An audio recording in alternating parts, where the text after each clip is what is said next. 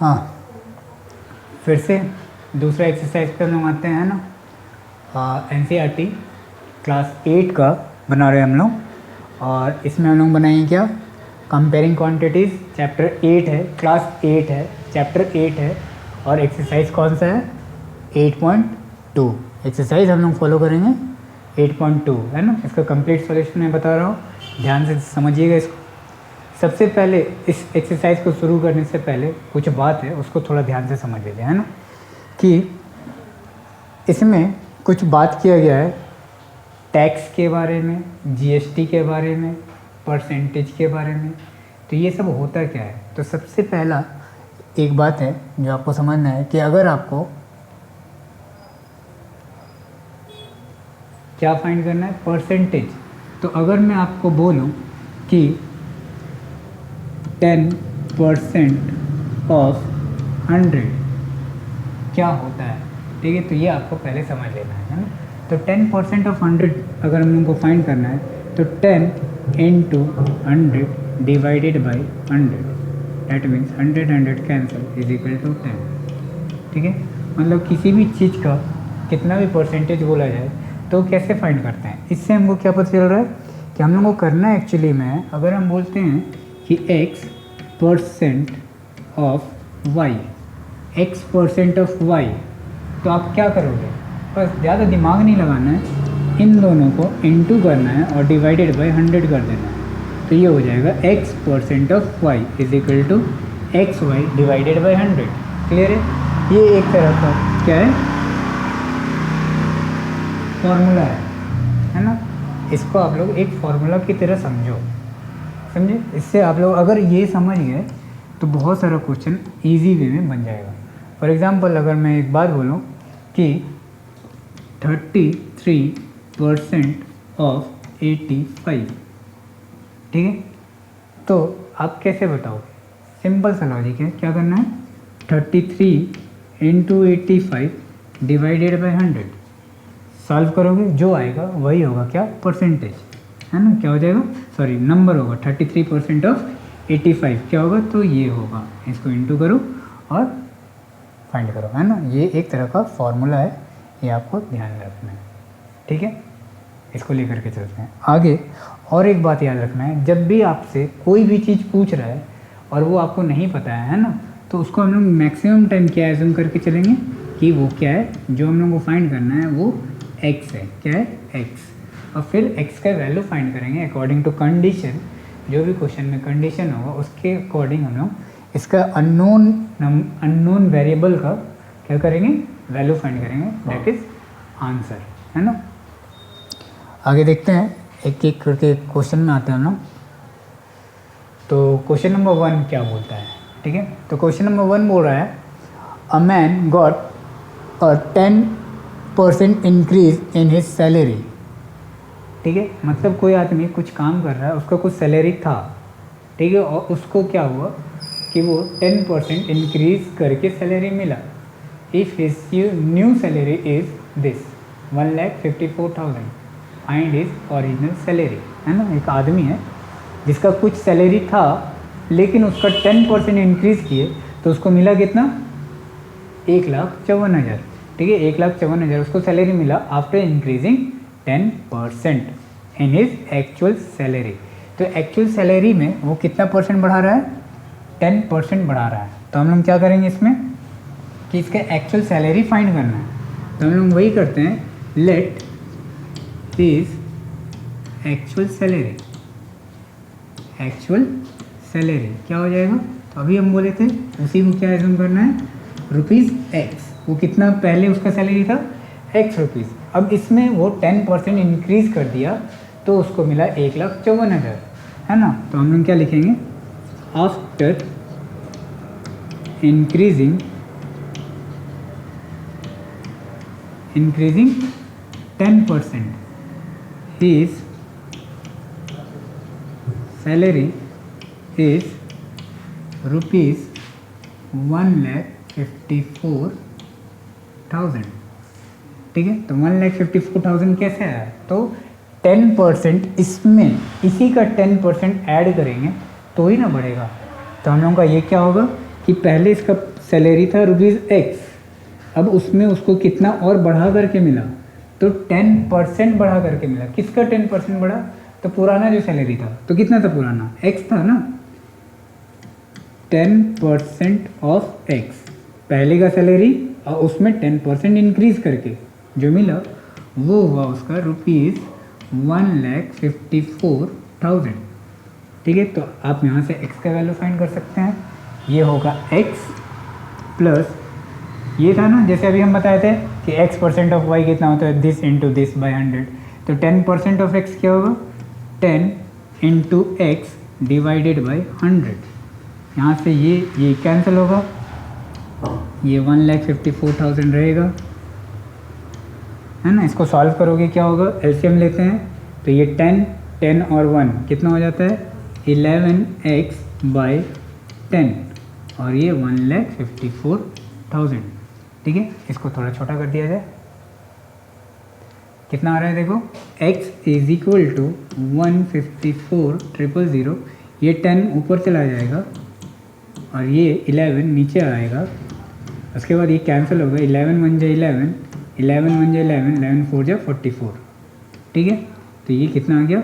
14 में 2 और एक यहाँ 3 0 था, है ना। 1,54,000 इंटू 10, 3 और एक 4 0। ठीक है, तो इसके पास ओरिजिनल जो सैलरी था एक्चुअल में कितना था? तो ₹1,40,000 था। ठीक है, तो actual salary is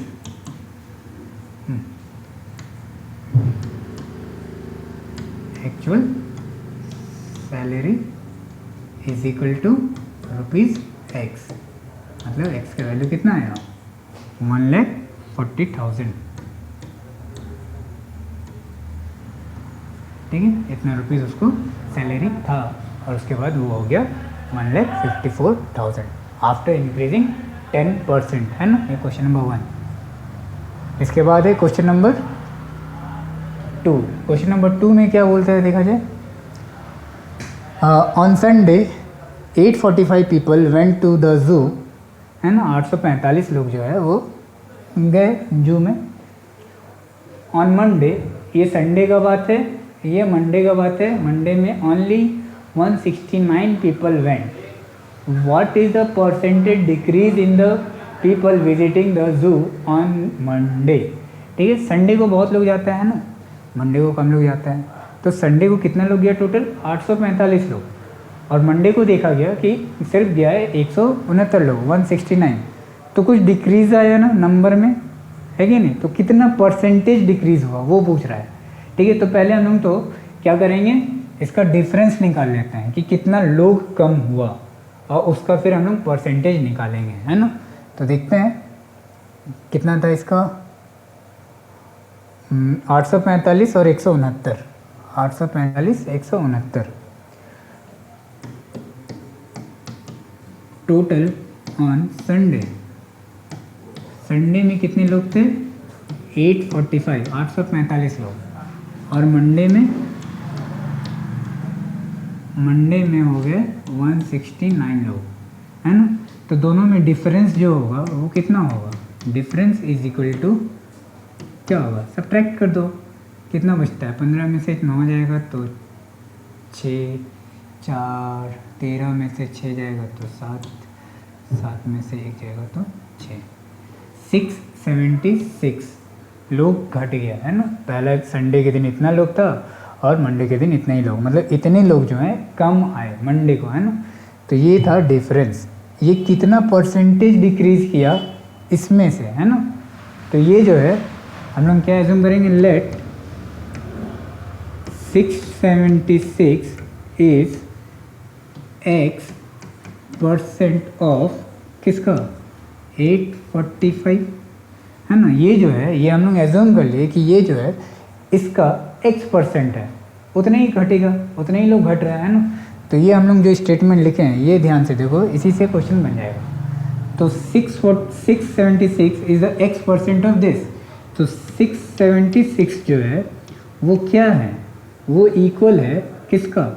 x% of 845। x% of 845 मतलब 8 इंटू, सॉरी x है ना, x इंटू 845 डिवाइडेड बाई 100। अभी हम बताए थे कि x परसेंट ऑफ किसी का भी कुछ परसेंट निकालना हो, दोनों को इंटू करो और डिवाइडेड बाई 100 कर दो, ये आ गया है ना। अब इसको सॉल्व करना है, x का वैल्यू ये आप उठा के इधर ले आओ, ये उठा के इधर ले आओ, क्या हो जाएगा 676 इंटू 100 और ये नीचे आएगा तो ये डिवाइड होगा 845 इज इक्वल टू एक्स। अब आप इसको सॉल्व कर सकते हो इजी में, है ना, मैं सॉल्व नहीं कर रहा हूँ, टाइम टेकिंग है। आप आराम से इसको सॉल्व करो। एक्स का जो वैल्यू आया डैट इज़ क्या, डिफरेंस, है ना, परसेंटेज डिक्रीज, कितना परसेंट डिक्रीज़ किया, तो एक्स परसेंट डिक्रीज कर रहा है ना, समझे। एक्स का जो वैल्यू आएगा वही हो जाएगा आंसर, इतना परसेंट। कैलकुलेट कर लोगे, नहीं बनता है तो फिर पूछोगे, है ना, ठीक है। नेक्स्ट क्वेश्चन में चलते हैं।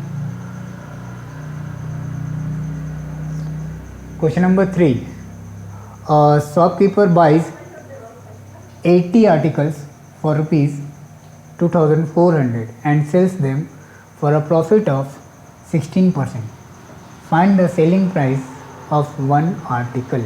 देखो यहाँ पे 80 आर्टिकल खरीद रहा है वो, टोटल कितना आर्टिकल खरीद रहा है 80, है ना, और उसको बेच रहा है कितना में 2,400 रुपया में, ठीक है। आर्टिकल मतलब कोई पीस खरीदा, मान लो ये मार्कर ही है, ये पेन है, तो ये पेन कितना पीस खरीद रहा है वो 80 पीस खरीद रहा है और उसको बेच रहा है कितने में, सॉरी ये बाइज कर रहा है। अब shopkeeper buys 80 articles for rupees इतना, मतलब ये जो है ये कॉस्ट प्राइस है, 80 पीस के लिए इतना पैसा लगा, तो एक पीस के लिए कितना लगेगा, तो 2400 डिवाइडेड बाई 80 कर देंगे हम लोग, एक पीस का दाम पता चल गया, कॉस्ट प्राइस।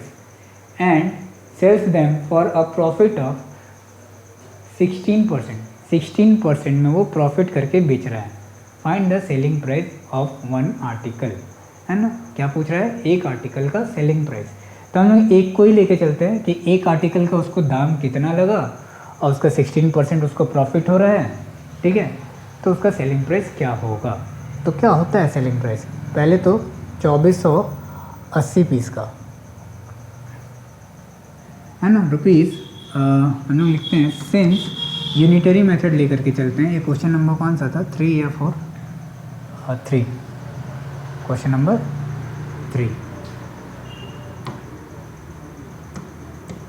क्या बोलता है, since 80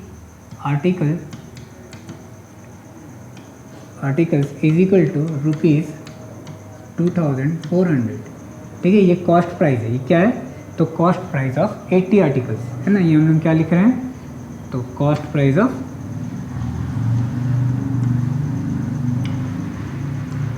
CP of 80 articles, cost price of 80 article is equal to इतना, तो cost price of one article, है ना, वन आर्टिकल का क्या हो जाएगा, is equal to ₹2400 divided by 80, है ना, ये इधर आता है, यूनिटरी मेथड हम फॉलो कर रहे हैं, तो कितना हो जाएगा, 1 0 कैंसिल, 8 या 24, तो कितना हो गया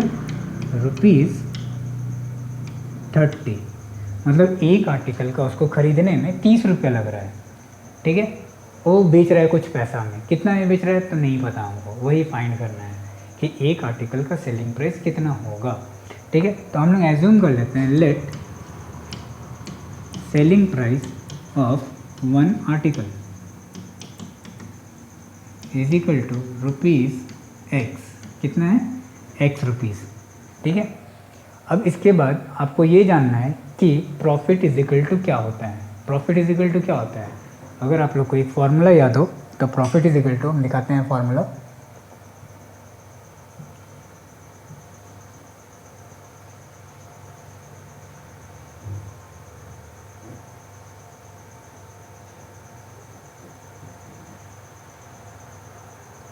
वैन CP SP फार्मूला आपके बुक में है अभी या नहीं, प्रॉफिट इज इक्वल टू यहाँ पे है ना, cost price selling price, profit percentage is equal to होता है प्रॉफिट बाई CP इंटू 100। तो हमको CP और SP पता है,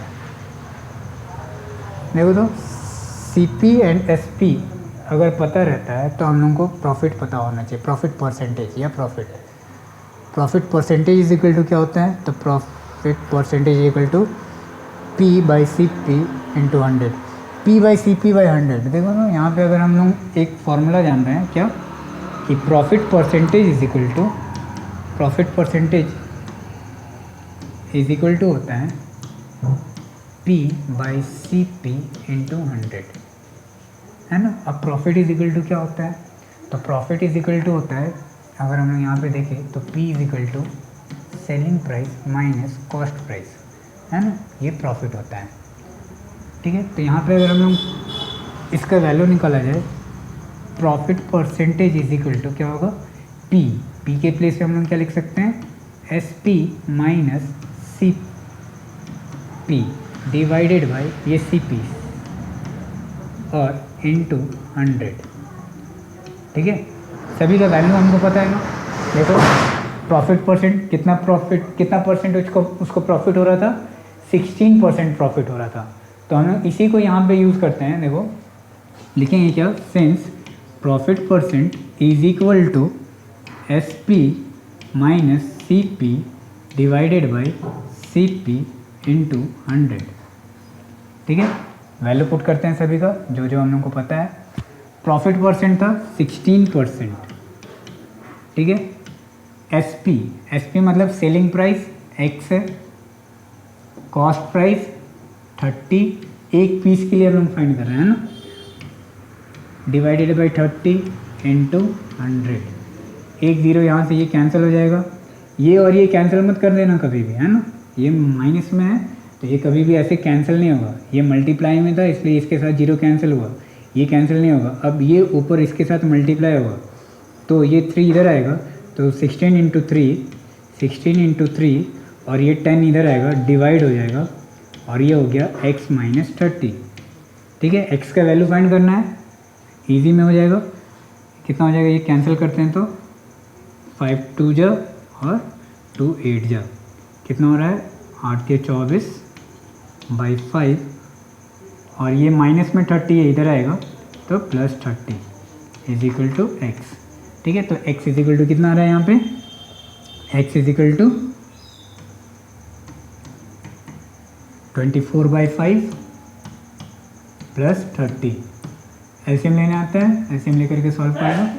5 ये हो गया 24, 5 इंटू 30 5 या 15, है ना।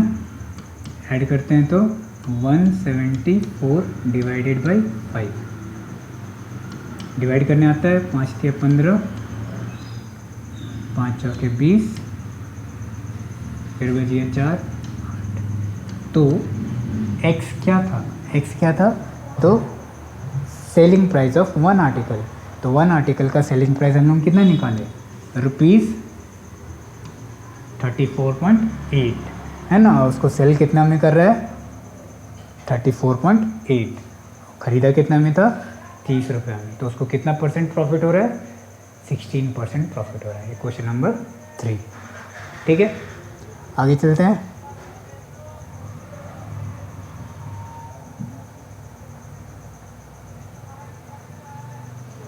क्वेश्चन नंबर 3 हो चुका।